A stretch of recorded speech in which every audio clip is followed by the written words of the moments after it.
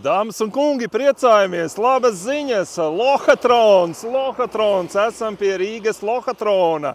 Nu, redziet, cik labi, ka mums pie varas Rīgā pēdējos 5 gadus ir bijis Staķis ar progresīviem, Ķirsis ar jauno vienotību, nojauca varonīgi uzvaras pieminekli un vietā uzbūvēja šo te panorāmas ratu. Un to ļāva būvēt uzmanību Krievijas pilsonim, kurš ir Ukrainas sankciju sarakstā, un kurš tagad šo te ir ieķīlājis kaut kādā Kipras tur offshore finanšu instrumentu kompānijā, un notinies ir nepabeidzis un notinis makšķeris. Mums taču 18. novembrī jau pagājušajā gadā vajadzēja te visiem vizināties ar piečurātām biksēm.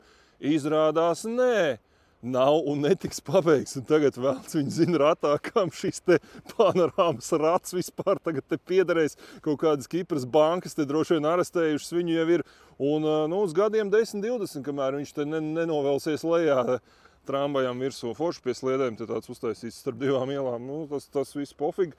Bet, nu, lūk, šāda situācija. Un labā ziņa pozitīvās. Man viss saka, Rudolf, pozitīvu kaut ko vajag. Jā, pozitīvā ziņa jums, dargie rīdzinieki, ir, ka nu, labi, Staķis mums tagad Briselē sēž, svarīgs kungs ir Eiroparlamentā, jūs viņu ievēlējāt, taču nevar tā.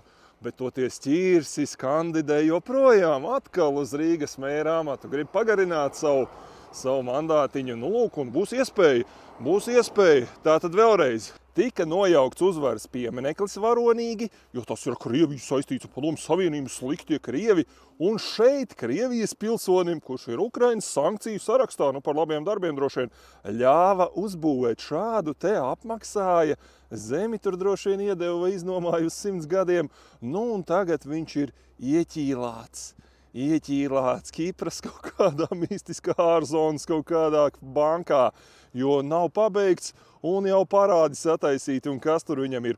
Un, protams, vēl laba ziņa, mūsu izmeklējošie žurnālisti, melojošie propagandas visi, nevienam šis neliekās interesanti, kur tad mums ir Rebaltikas spriņģestanti, arī viņai šis neliekās interesanti, tā ir pofīgi, nu kas tur kaut kādi pārdesmit miljoni, kaut kāds rāds, Krievijas pilsonis, viss kārtībā, normāli, bet Ķirsis ļoti labi strādā. Nu, šādi ir viņa darbi. No, Rāmerantam gan labi, šitas būs uz vairākiem 10 gadu visu šo te nožogojumu varēs īrēt droši vien pa super sadārdzinājumu ar visiem atkatiem gan jau, ka manuprāt visdrīzāk, bet rekud melots tiek uzmanība, notiek būvdarbi.